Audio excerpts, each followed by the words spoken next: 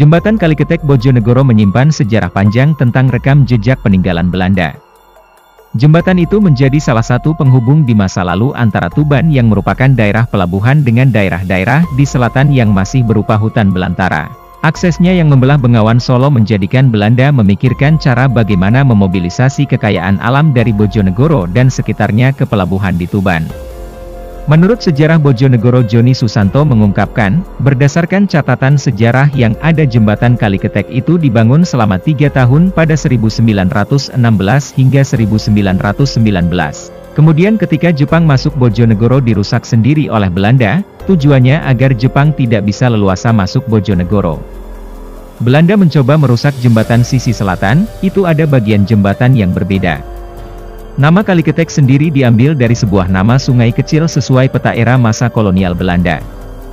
Sungai ini bermuara ke Sungai Bengawan Solo dan berada di timur jembatan Kaliketek yang ada saat ini. Bahkan demi menjaga keamanan sekitar area Sungai Bengawan Solo, Jepang membangun semacam benteng kecil di kiri dan kanan jalan jembatan Kaliketek. Memiliki 2 lajur, masing-masing lajur memiliki kurang lebih lebar 6 meter, dengan total lebar lajur sekitar 12 meter. Sementara panjang jembatan baru sisi barat diperkirakan sekitar panjang 800 meter. Jembatan peninggalan Belanda memiliki lebar lebih sempit. Kurang lebih lebarnya sekitar 6 meter, itu pun di tengah lajur jembatan dulunya terdapat rel kereta api yang menghubungkan antara Bojonegoro dengan Tuban. Suasana mistis dan menyeramkan masih terlihat di lokasi. Apalagi saat malam tiba, dengan suasana gelap dan penerangan sekitar jembatan kurang. Belum lagi tiupan angin dan suara arus Sungai Bengawan Solo yang ada di bawah jembatan membuat bulu gidik merinding. Perasaan menakutkan kian terasa saat kendaraan besar seperti truk dan bus besar melintas, yang membuat jembatan bergetar karena getaran beban kendaraan yang melintas. Konon makhluk tak kasat mata memang menghuni lokasi sekitar jembatan. Banyaknya tanaman liar yang tumbuh kian membuat jembatan ini tampak mistis di malam hari. Apalagi residu energi jembatan di masa penjajahan Belanda kian terasa. Pengamatan tak kasat mata, sejumlah teriakan dan suara rintihan yang menjadi residual energi di masa lalu, masih terasa. Konon di masa lalu jembatan Kaliketek memakan tumbal akibat pembangunan di masa Belanda. Jembatan Kaliketek ini konon juga menjadi saksi bisu sejumlah pembantaian saat peperangan antara pasukan Belanda dengan masyarakat Bojonegoro yang dikomandoi Letu Suitno di masa agresi militer usai kemerdekaan. Saat masa revolusi, tragedi pembantaian orang-orang yang diduga ikut PKI di tahun 1965 lantas dibuang di Sungai Bengawan Solo, konon juga menjadi bagian dari residual energi yang kuat. Sosok yang melegenda tentu saja siluman buaya putih yang konon kerap kali menarik manusia untuk masuk ke Sungai Bengawan Solo. Sosok ini kerap kali muncul di sungai yang konon beberapa kali sempat terlihat oleh warga setempat. Selain itu, sosok perempuan berpakaian putih kerap kali menampakkan diri di jembatan Kaliketek sisi timur.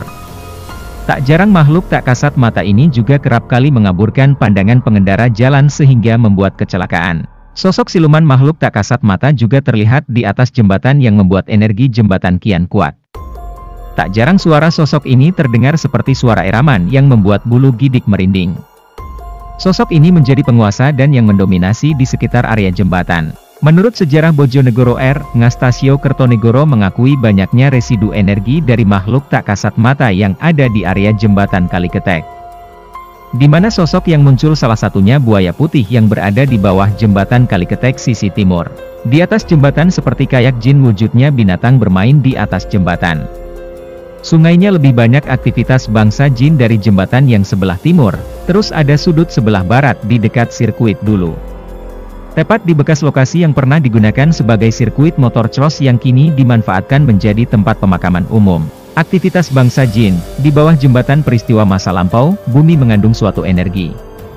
Ketika beraktivitas diserap oleh bumi sehingga timbul energi metafisik. Hal ini yang diduga kuat menjadi daya tarik seseorang memilih bunuh diri di jembatan Kaliketek.